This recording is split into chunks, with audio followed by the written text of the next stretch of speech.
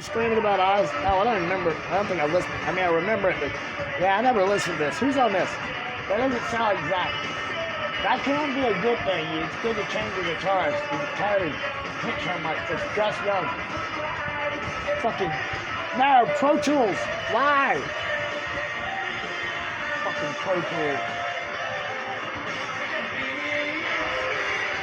Yeah. Who the fuck wrote this shit?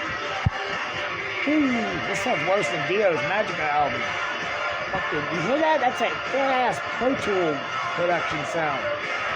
Anyway, to save a buck, huh, Sharon? Wow.